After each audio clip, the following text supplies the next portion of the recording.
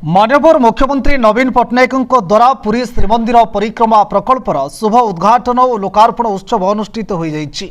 ए कार्यक्रम को देखिबापई पुरी श्रीमंदिर परिसर सीधा प्रसारण करा जाइथिला।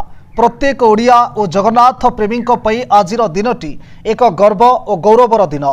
एही परिप्रेक्षी में महांगा निर्वाचन मंडली में 6 गोटी स्थान में जनसाधारण कार्यक्रम सीधा प्रसारण देखिबापई महांगा विधायक प्रताप जेना प्रयास क्रमे एलईडी व्यवस्था करा जाइथिला।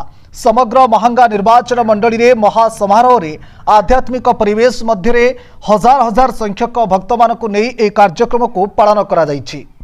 एही अवसर में महांगा ब्लॉकर कुंडी ईशानेश्वर मंदिर, पोड़ामराई जगन्नाथ मंदिर, जलेश्वरपुर बड़ुआ महापुरुष और भद्रेश्वर महादेव मंदिर ठारे सीधा प्रसारण को जनसाधारण देखिबापई एलईडी व्यवस्था करा जाइथिला। एही कार्यक्रम में ब्लॉक अध्यक्षा दीपा मल्लिक, उपाध्यक्ष सत्यनारायण महांती, बीजेडी सभापति राजकिशोर जेना समेत जिला परिषद सभ्य सरपंच समिति सभ्य और स्थानीय अंचल हजार हजार संख्यार जनसाधारण योगदान करथिले।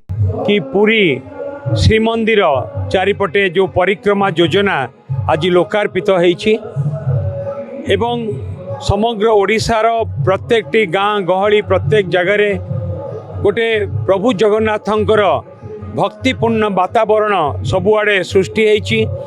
समग्र ओडिशा एवं भारतवर्ष समग्र ओडिशा और भारतवर्ष जगन्नाथमय होईछि एवं सेही परिप्रेक्षी रे आज आमर महांगा निर्वाचन मंडली रे प्राय 6 गोटी जगार आज प्रभु जगन्नाथ उद्देश्य रे प्रार्थना भजन कीर्तन करा जाइछि। महांगारो हेमंत दास की रिपोर्ट, फोकस प्लस।